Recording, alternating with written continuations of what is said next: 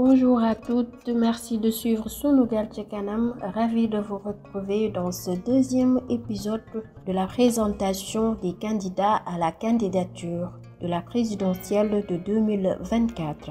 Sur ce, pour aujourd'hui, nous allons démarrer par Alioune Mamadou Dia, qui est le leader du Parti de l'Unité et du Rassemblement, le PUR, qui est le candidat à l'élection présidentielle de février 2024. Alioune Mamadou Dia est le représentant résident du PNUD au Cameroun depuis avril 2023.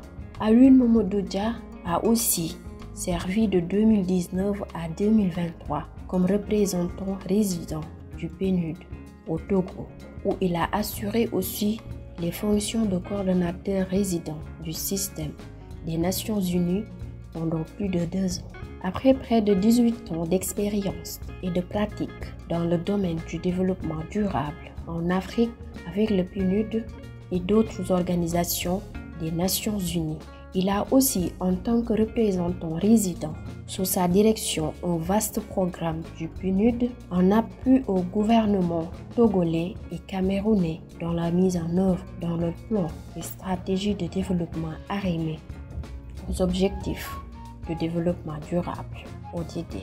Son accompagnement porte, entre autres, sur la gouvernance démocratique, la décentralisation et la réforme du secteur public, l'accès à la justice et à l'état de droit, l'emploi et l'entrepreneuriat des jeunes, l'autonomisation et le leadership féminin, la cohésion sociale par la consolidation de la paix et de la sécurité, la stabilisation, le relèvement et la reconstruction des régions en crise, la prévention de l'extrémisme, le développement des infrastructures rurales et l'équité régionale et sociale pour l'éradication de la pauvreté et des inégalités multidimensionnelles, l'accès à l'énergie dans les communautés rurales, l'engagement du secteur privé, la construction d'infrastructures dans la santé, l'éducation, l'accès à l'eau, etc.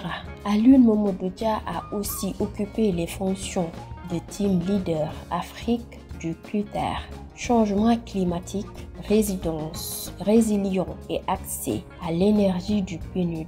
Il a aussi dirigé les programmes du PNUD en Afrique sur l'environnement, les changements climatiques, la réduction des risques de catastrophes et le relèvement, la réponse aux crises dans les situations d'urgence complexes, l'accès à l'énergie. J'ai travaillé et soutenu plus d'une trentaine de pays en Afrique et d'ailleurs dans la mise en œuvre de leurs programmes pays et de leur cadre de coopération pour le développement durable, notamment en ce qui concerne les résultats relatifs à la durabilité environnementale, au renforcement de la résilience et à la lutte contre le changement climatique et l'accès à l'énergie, dit-il.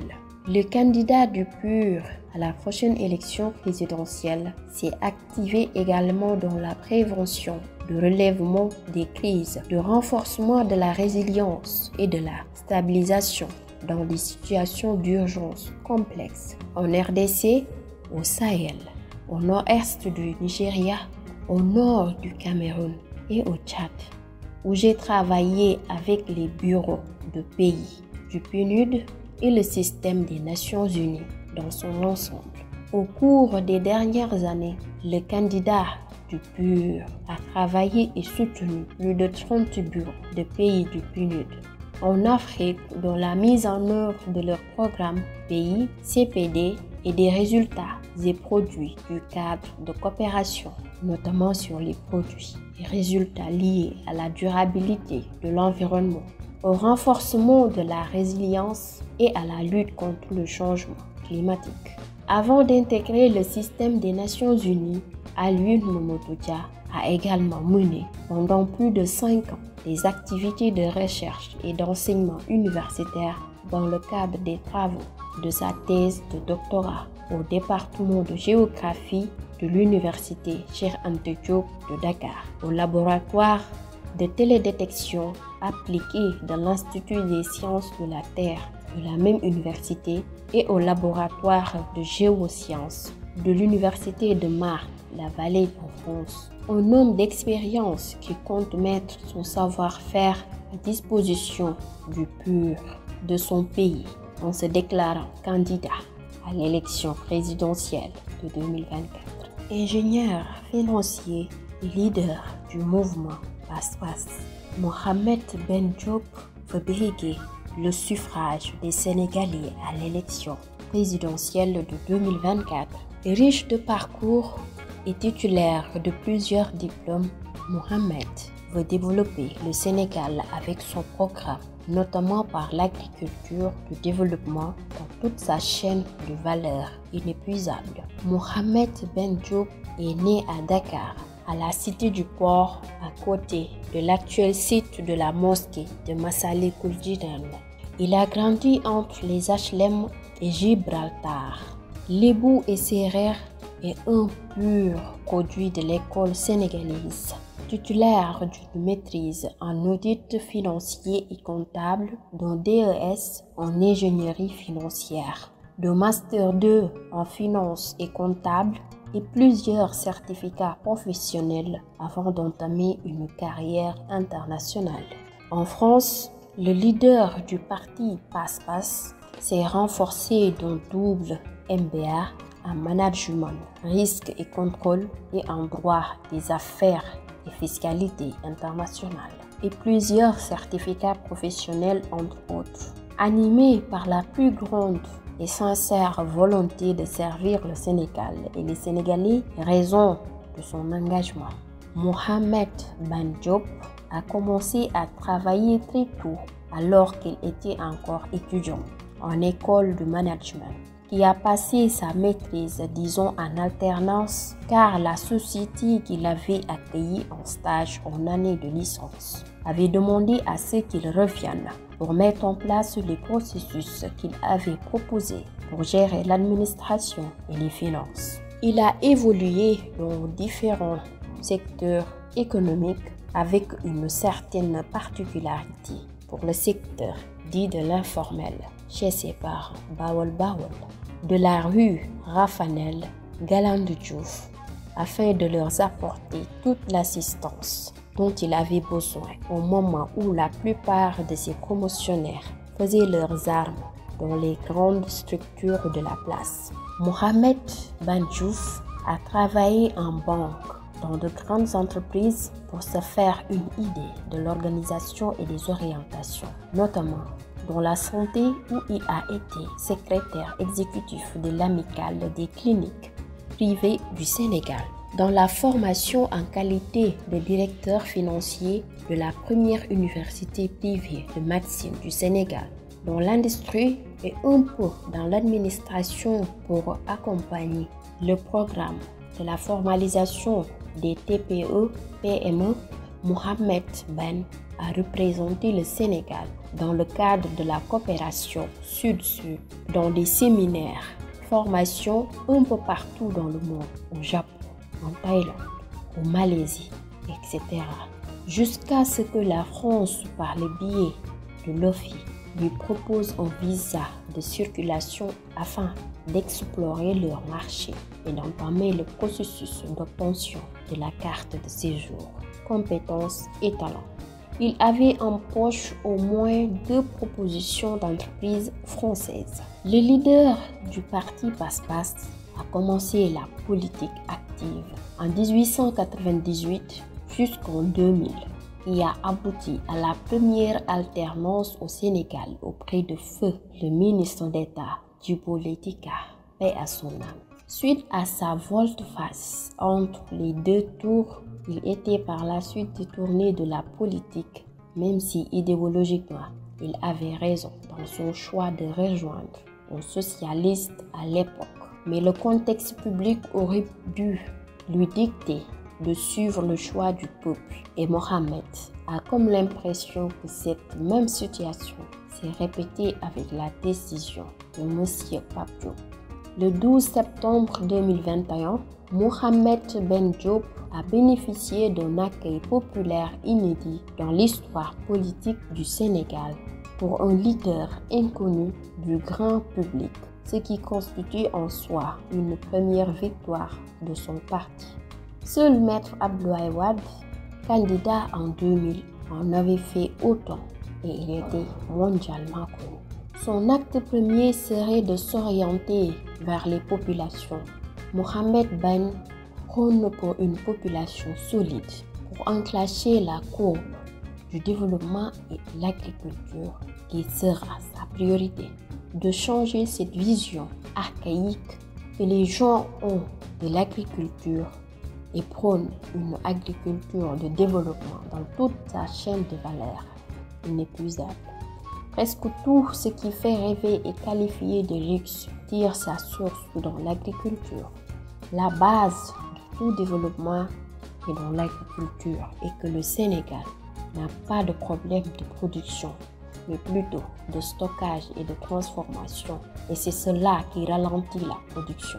Qui parle d'agriculture parle de ses sous-secteurs, à savoir la pêche, l'élevage, l'agroforesterie, l'aquaculture, etc.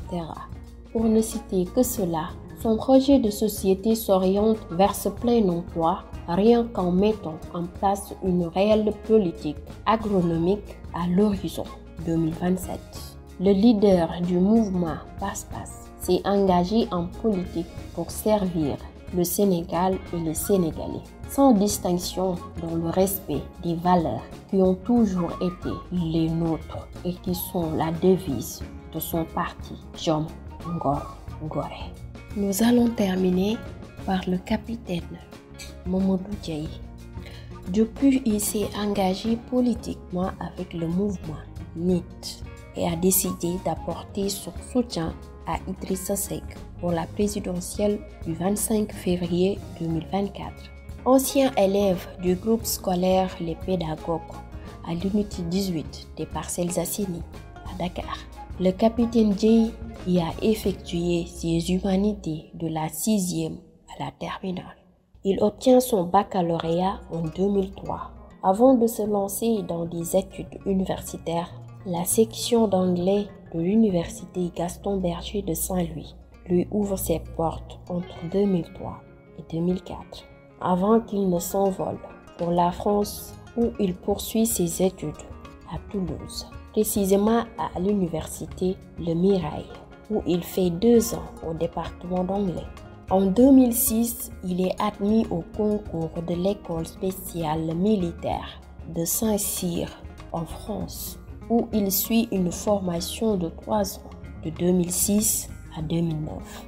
Spécialité blindée, suivie d'une année d'application à Saumur, toujours en France, spécialité cavalerie. En 2010, l'heure du retour sonne pour Mamadou Diaye, qui rentre au pays pour faire une application d'une année à Bango. Année à l'issue de laquelle il est parachuté en Casamance pour près de 2 ans.